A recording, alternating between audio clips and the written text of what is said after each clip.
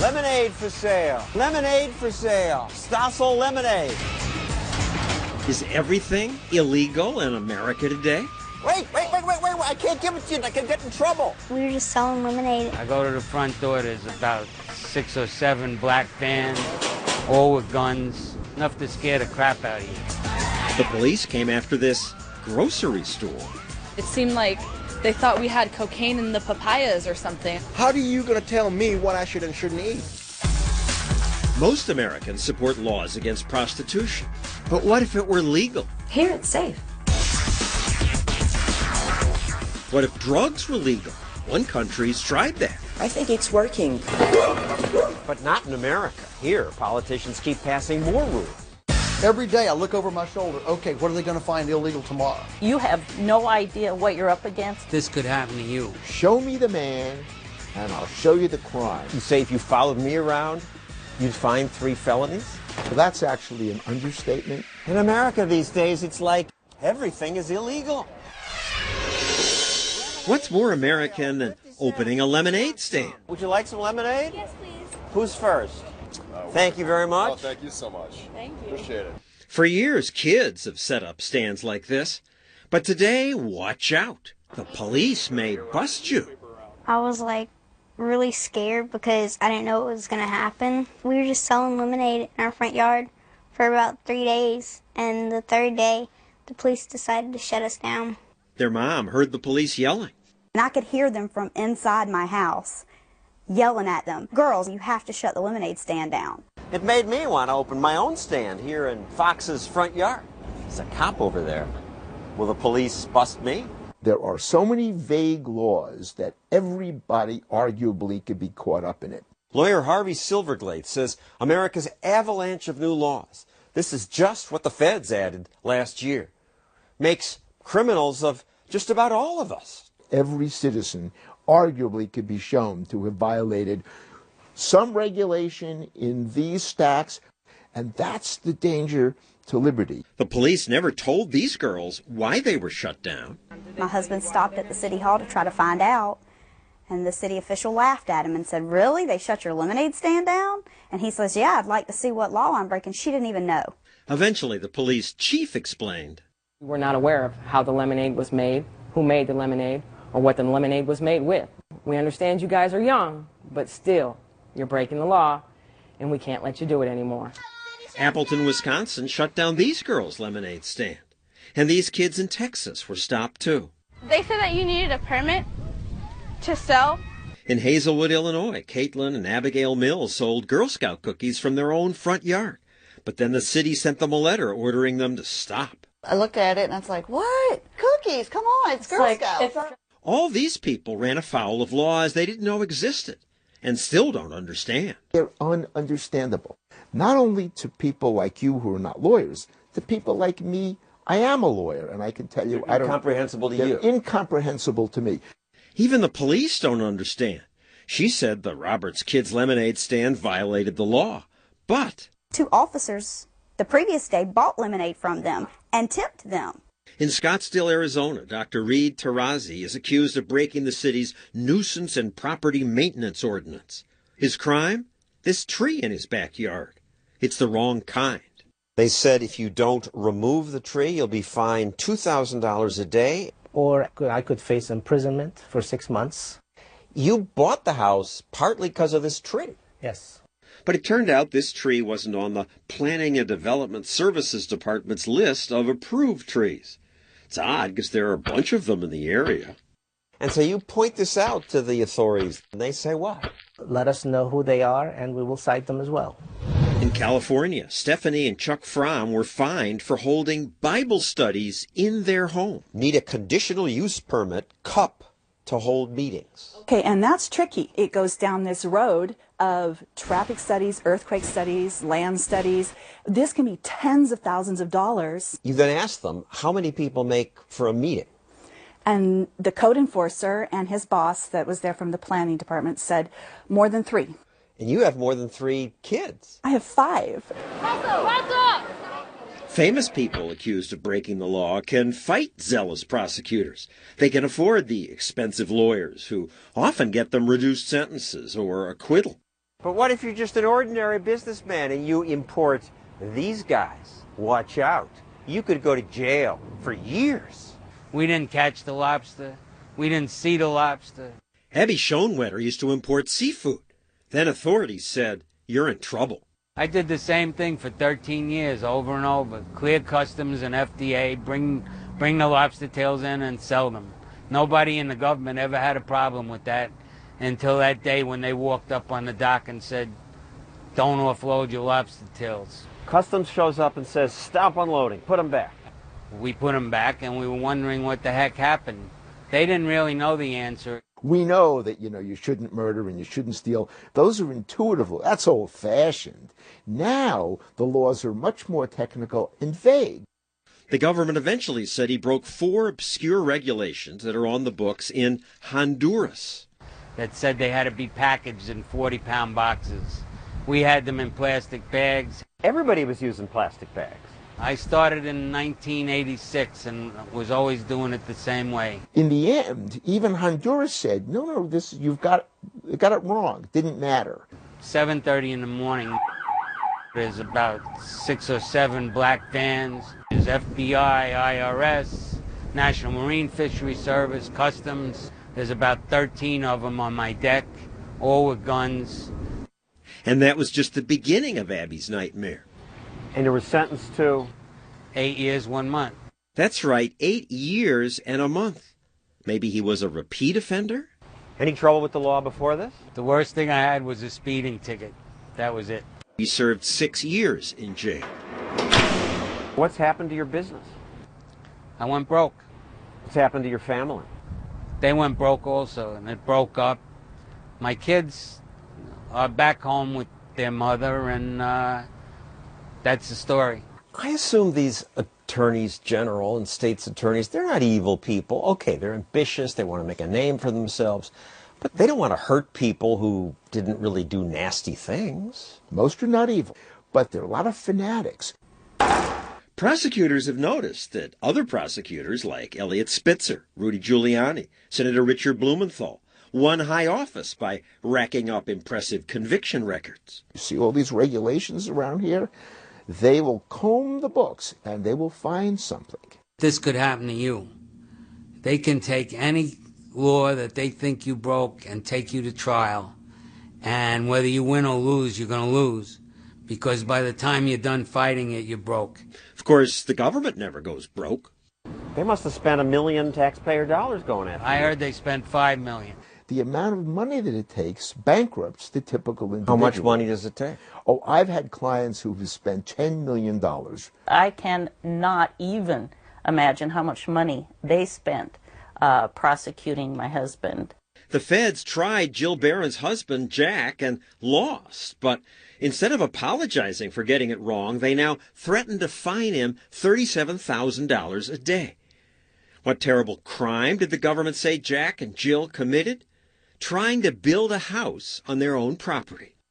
The county gave you permission to build a Yes, house. they did. And they inspected the foundation and approved it. So you started to build. Mm-hmm. But a government-owned drainage ditch nearby was clogged with logs, so Jack asked the government to fix it. They told my husband, "We are backed up 6 months. If you can clean the ditch, go ahead and do it." So he used his backhoe. He removed huge logs out of this ditch. The water poured off the land, and we were cited 1 felony for cleaning the ditch. What? A felony charge. It gave the property the appearance of being a wetlands. The state government floods your property, and then the federal government comes and charges you with felonies for building on a wetland. And it clearly isn't a wetland. Jack is digging a well here. He had to go deep down. He wasn't finding water. He was down about 8 feet, could not find a water table. I should repeat, a jury cleared Jack of all charges. And we won, but after we were home for a month maybe, the Army Corps of Engineers and the EPA sent us another letter saying how nice for you that you won in the criminal court, but we still feel it's a wetlands, and the decision made by the jury did not matter to them. And if you don't get off the property, we're going to find you civil. What does that mean? 37,500 a day. They've had to sell their home. Now they live in a modified trailer. So this has already almost taken everything you have.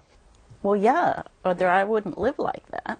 And their life savings? We'll be bankrupt, obviously. You have no idea what you're up against. You don't know the power that is the EPA. They have all the time and resources in the world. It's an implacable foe with unlimited budget, and they wear you down. They just come in and ruin lives.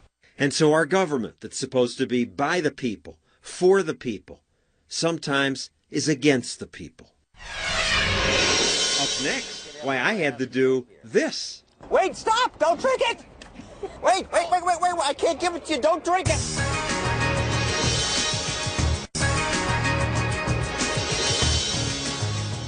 Lemonade for sale. The fact that American police now tell little kids that they don't have the proper permits to do this 50 cents. made me wonder. What does it take to open a lemonade stand legally in America? A call to the New York City Information Department directed me to this website.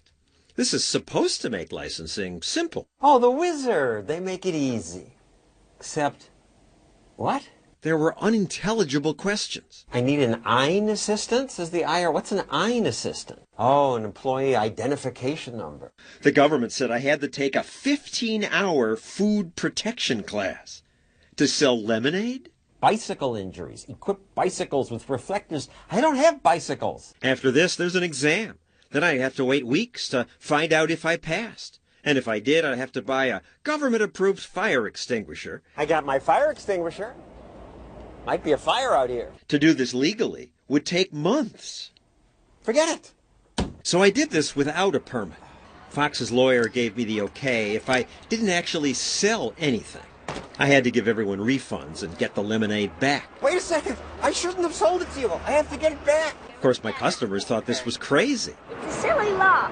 Many had once had their own lemonade stand. Did you have to get a license to open the stand? I'm from Canada, and we didn't need a license for a lemonade stand. Wait.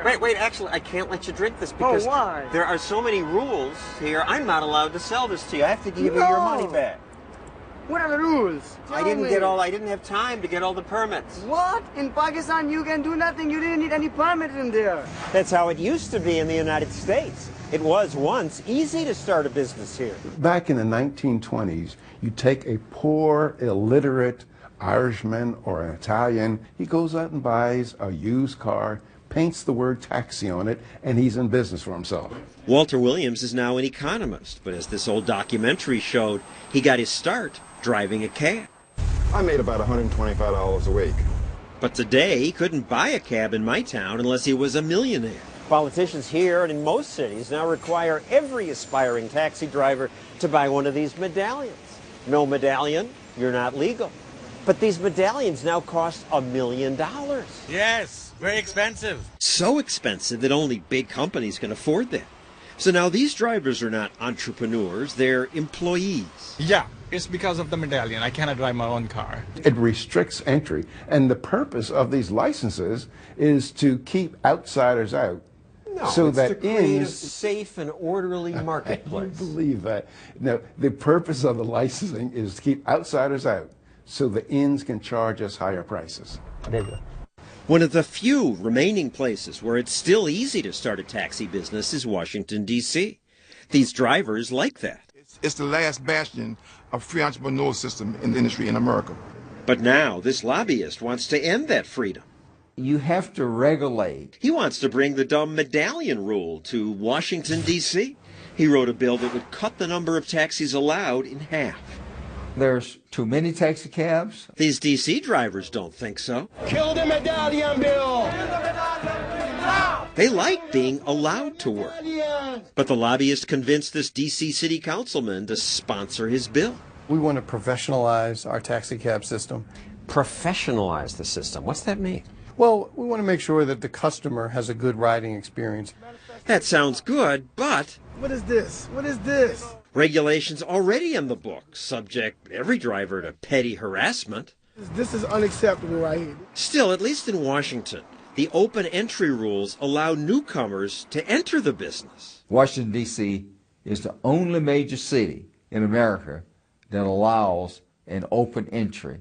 Isn't that good for poor people? No, it's not good. A medallion system is what is needed. But that squeezes newcomers out. And newcomers should be squeezed out. Why? Because this is a regulated industry. How much you get paid to lobby for this? Well, I get paid by the hour, and my rate per hour is $775. This man, you know, he's about money. I can't blame him. But don't hustle me. I'm told you're paid by the taxi king, Jerry Schaefer. He's using you to squeeze the competition out. I'm being paid not by the taxi king, but by the taxi... Bunch of taxi kings, kings and queens and jacks, to keep the little guys out. Well, by some kings, queens, jacks, and just some poor little folks. Poor folks rarely pay lobbyists, and if he gets his regulation, poor people won't become taxi entrepreneurs. But only a few are going to be able to afford it, if any. Washington has been sort of an open place for taxis, being able to become a taxi driver. That's good. We love it. So why monkey with good? When folks have some ideas about different legislation, our job is to implement it. You've only been here 4 years. How many laws have you gotten passed? Oh, many. We are very active here in my office legislatively. You ever repeal any? No, I don't think many have been repealed. Passing new laws adds to the power of politicians, but it makes it much harder to be an entrepreneur. They're going to run me out of business. We're trying to get out of here!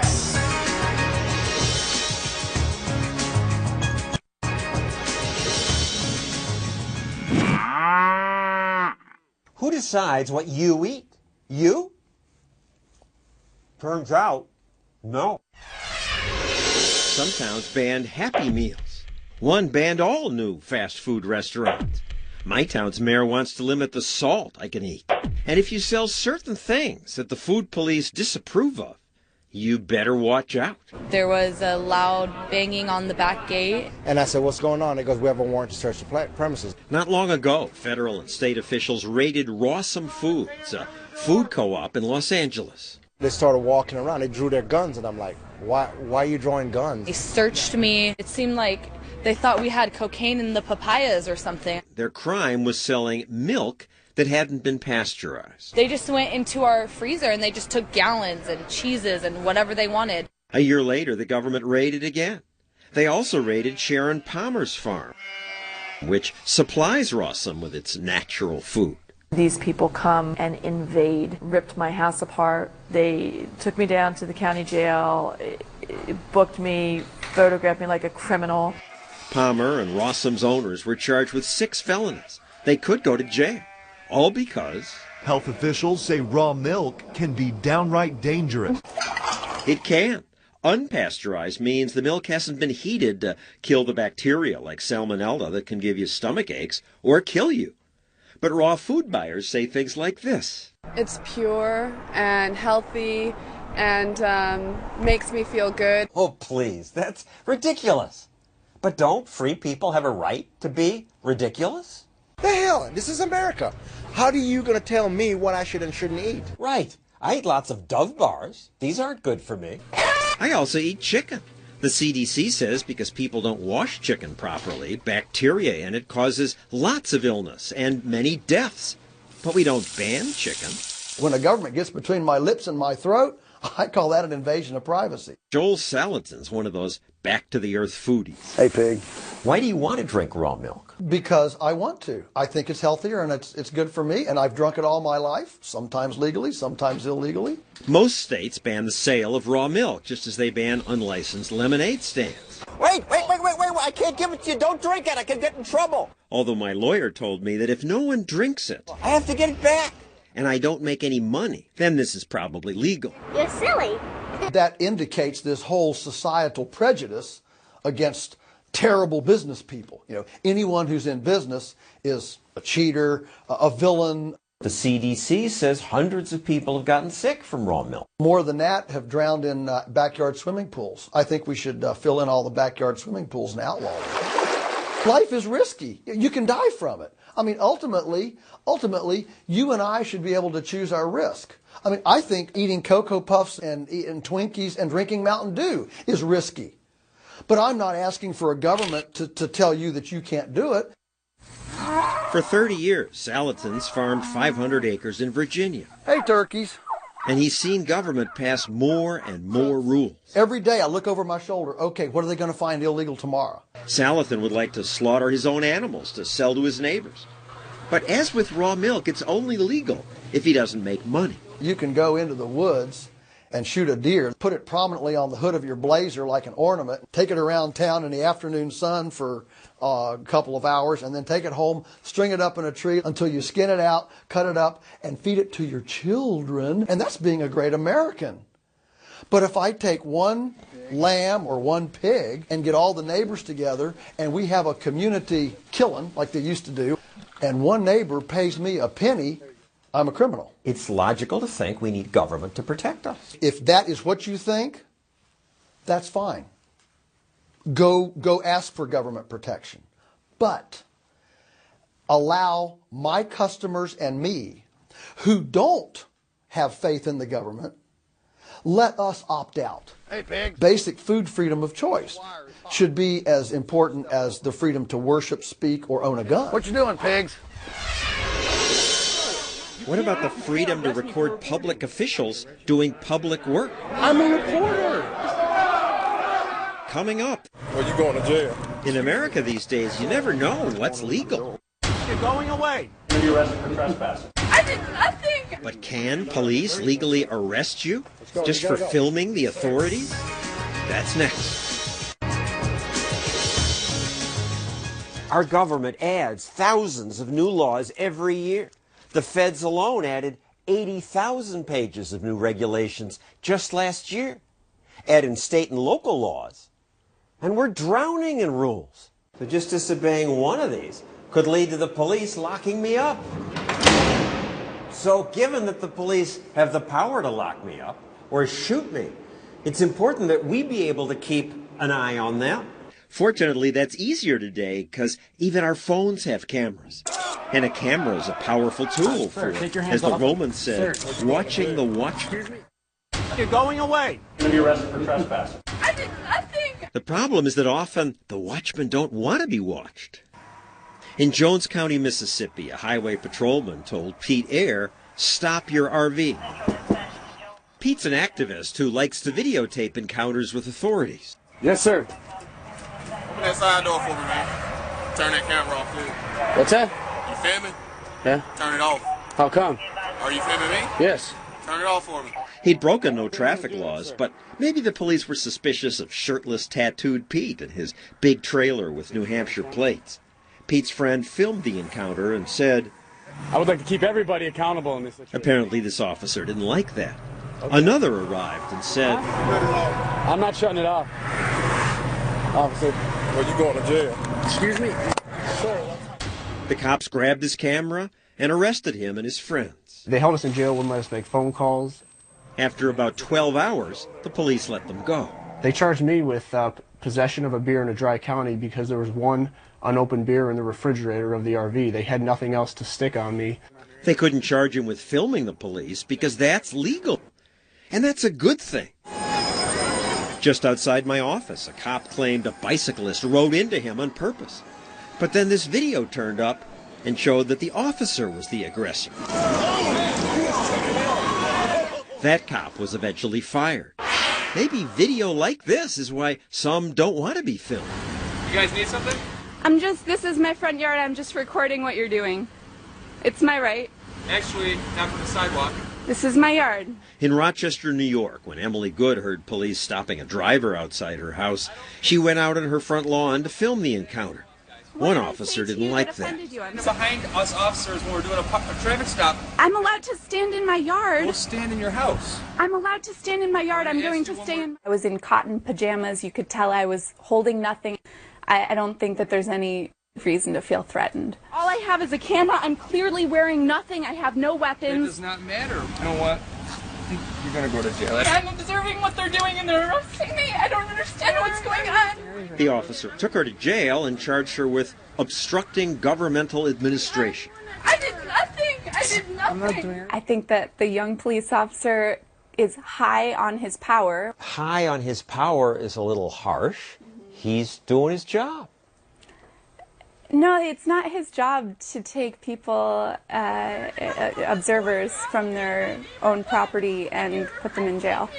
A month later, Emily put this video online. It was viewed thousands of times, and some viewers criticized the police. So you post the video on YouTube, and they come back. In uniform, 4 officers. Police showed up outside a meeting of Emily and her friends and started writing tickets for parking violations, like parking farther than 12 inches from the curb. Can I see it? Can I see the ruler? Her friend taped that. Okay, that's 12 inches from the curb. After the media picked up on the story, the police chief said his officers' actions were inappropriate. Charges against Emily were dropped, but no officer was ever punished. They never are, as far as we know, even when they arrest news cameramen. Go away now. Go away now. Phil Datz tried to film a police pursuit. All right, you're going away. Okay, I'm walking away, but I'm asking you. Because it's an active scene and you're leaving. All right, no place. Go away. No. He went away. He moved across the street, but then the officer drove up to him there. Sergeant, I told PIO they told me to go back to the where the road's open. Put it down. Put it down. You're under arrest. They charged Phil with obstructing government. Did you obstruct the government? Absolutely not. At the point I was arrested, I was probably 1,000 feet away from the officers. Charges were dropped, but again, the officer was never punished. None of the officers who arrested Pete, Emily, or Phil would talk to us, but the head of one police union sent us this written comment. He says this has become a serious safety issue. I'm afraid something terrible will happen. Well, the opposite is true, because if the officers are doing the right thing, the video is going to show that. True. This hijacker rammed a cop car. The officer shot the hijacker, killed him, and then was exonerated of murder because this video showed he'd acted in self-defense. Are you recording me right now? Yes. Some officers now understand that it's just part of the job to be filmed. If you're a police officer, what do you want to do? Make sure it's safe, right? Correct. Well, it should look good on YouTube either way. So let's give 3 cheers for Officer Matt Lyons of Oceanside, California. Make sure you get a good picture of me so you know exactly what I look like. It's refreshing to hear an officer welcome the camera. And remember, my name is Officer Lyons with the Oceanside Police Department. My badge number is 1093. God bless America. Coming up, should they have the freedom to sell sex? And should they have the freedom to get high? Legal drugs and sex work when we return.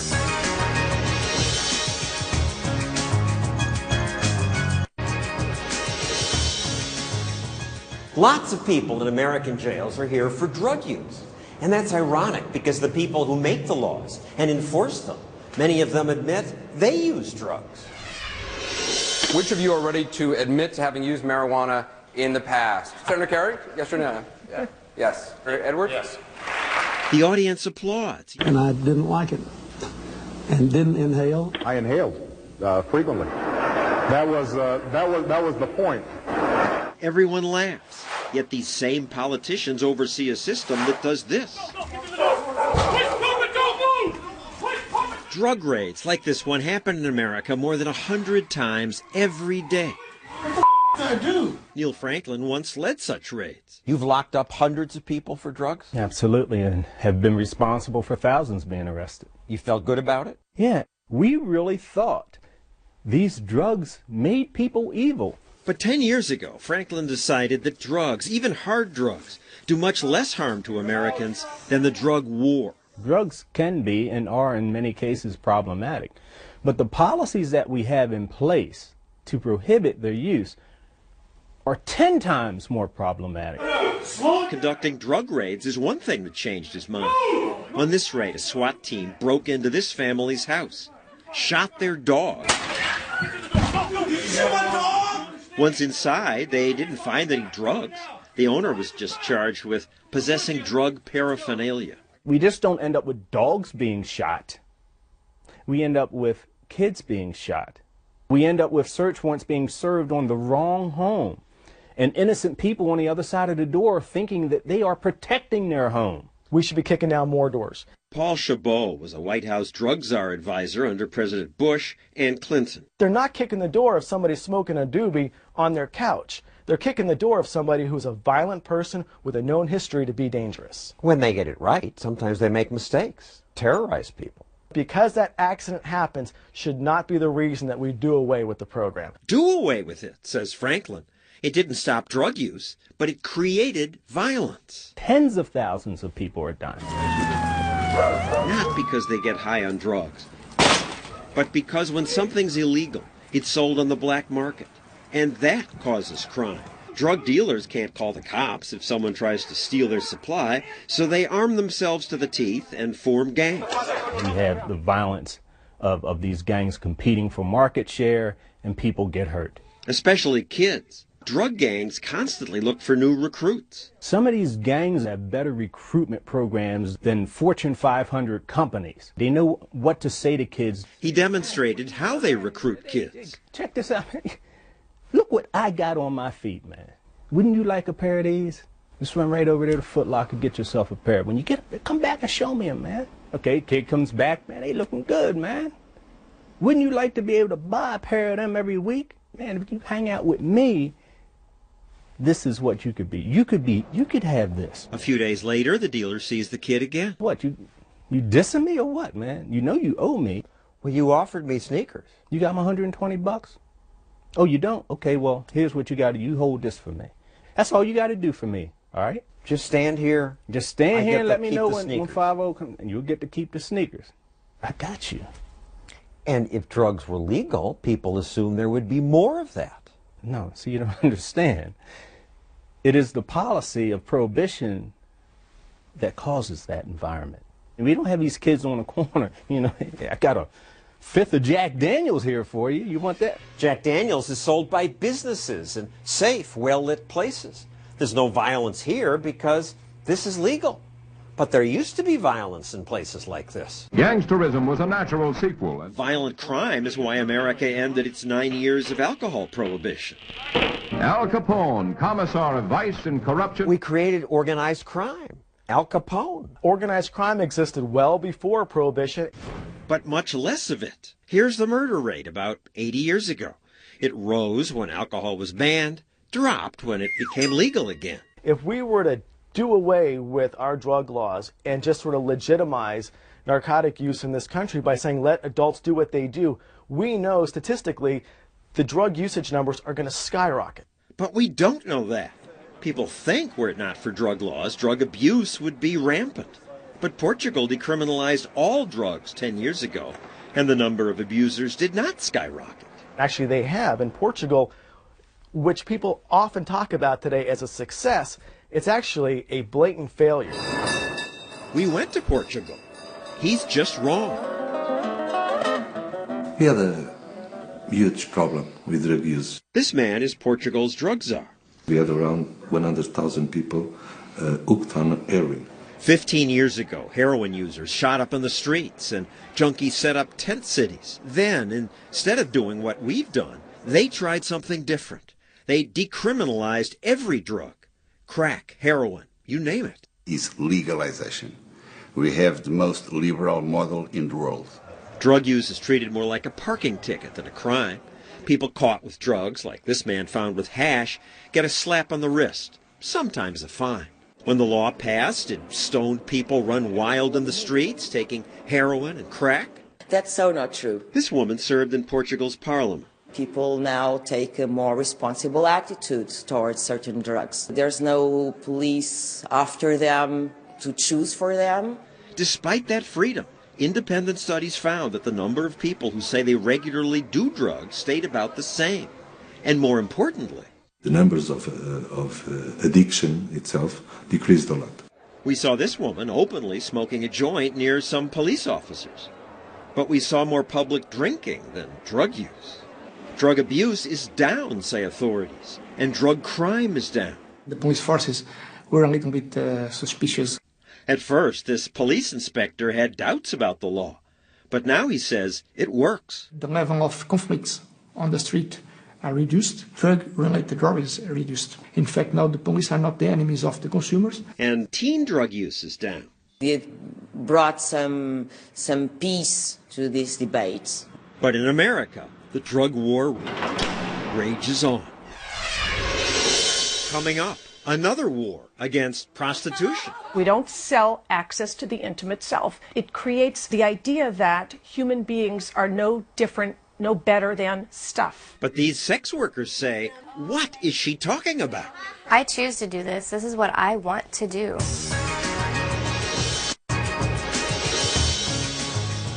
In these piles of laws, there is one law that most of you agree with, the ban on prostitution. In America, sex is okay, money's okay, but sex for money, that's forbidden. 7 women arrested and charged with soliciting prostitution. Do you have anything to say, ma'am? The women hide their faces. TV reporters treat prostitution like most other crime. We got exclusive pictures as Vice cops set up a sting at a Center City hotel. Cops, posing as Johns, easily lured 5 women to the high-rise hotel, even using the Yellow Pages. Even using the Yellow Pages. Think about that. It wasn't at all difficult for the police to discover the lawbreakers. Heck, the Yellow Pages in my town have 15 pages of so-called escort services. Sex work is common. Police ignore 90% of it. Yet when they do make busts, the implication is that the police saved the prostitutes. Jail just may be the safest place these high-end hookers have ever been. Really? Jail is the safest place these hookers have ever been? I doubt that. More importantly, where sex work is legal, there's little danger. Here in Nevada, for example. Here it's safe. We have a problem, the sheriff comes. Brooke Taylor says sex work is like any other sales job. I mean, we are entrepreneurs. We are independent contractors, just like any other business. She works at the Bunny Ranch, one of 28 legal brothels in America.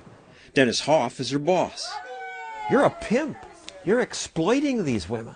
I'm not a pimp. I have a license to do this. All right, you're a licensed pimp.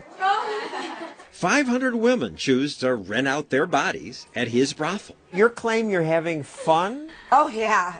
Being bought? Sold? Oh, you have fun when you have sex, John? If we were being bought or sold, we'd be crying and kicking and screaming when the transaction happened.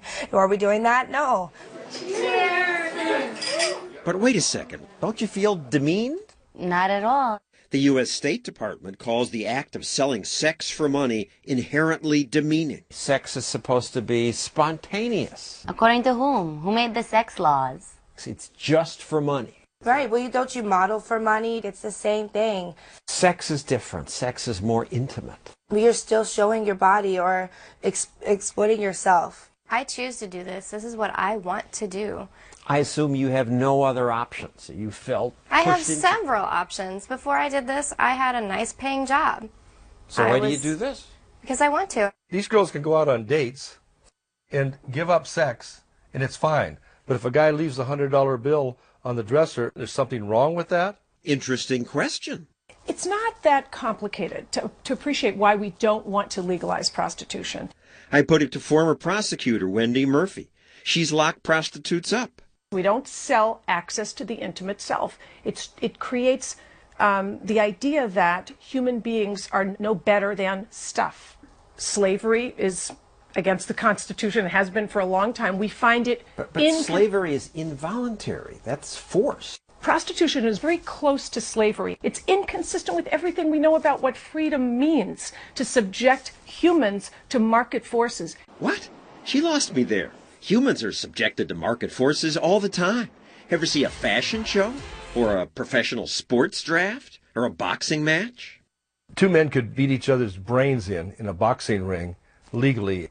Why shouldn't these girls be able to have sex for money? Sex workers told us sex is just a job, one better than some others. The girl at McDonald's doesn't love making burgers. The guy at Duane Reade doesn't love stocking toilet paper. Cammie Parker dropped out of a prestigious college because she wanted to do sex work. If I don't like somebody, I don't have to be with them. Opposite of slavery, I think. Nevada's got it right. Not all of Nevada. In Las Vegas, it's illegal. They got lots of disease, lots of robberies, $2 million worth of property thefts reported last year. Prohibition does not work. If you want disease, if you want money going to criminals, then keep it illegal. By keeping this illegal, you kill people. People don't get AIDS tests. They're afraid to report crimes to the police. In Nevada, in parts where it's legal, there's no crime. Oh, please. You can't die of AIDS from prostitution if you can't engage in prostitution. You can't. But they do engage anyway, even when it's illegal. So people it's just underground. Okay, so people rob banks too. We but can't that's regulate. Force, stealing money from people. This is consensual. No, if Big it's difference. People will want to do things that are harmful to them. I wish you could talk to the women from the Bunny Ranch about this. And I'd be like, I can save you. I was glad she said that because the sex workers had stayed to listen to her comments. You guys are beautiful. Now they came forward to join the conversation. They work in a legal place. They say it's great. We like it. We like it. It's your own choice. If you want to do it, do it. And if you don't like it, then leave. I'm happy that you're happy. That's terrific. The fact that you are having a good time is not an excuse to ignore the harm. Tell me why it's so bad for me. Darling, it isn't about you. And you say we get our souls sucked. You. I have been nothing but happy. I believe that the majority of prostituted women suffer harm that is so serious, I would compromise your freedom to protect the majority of women. Absolutely. So you want to basically tell everybody in the world what they can and can't do with their own bodies and take away everybody's freedom of choice. I would like to live in a world where people didn't hurt each other. You should be ashamed of yourself. The Senate Majority Leader agrees. The time has come to outlaw prostitution. Americans are nowhere close to accepting what you do. Because it's sex. Relax. It's just sex, America. Even if you support the laws against sex work or drug use, do we need all these laws? So many that no one understands them? So many that even the government admits it can't count them all? No! Let's get rid of some of these laws. That's our show for tonight. Get rid of laws. Good night.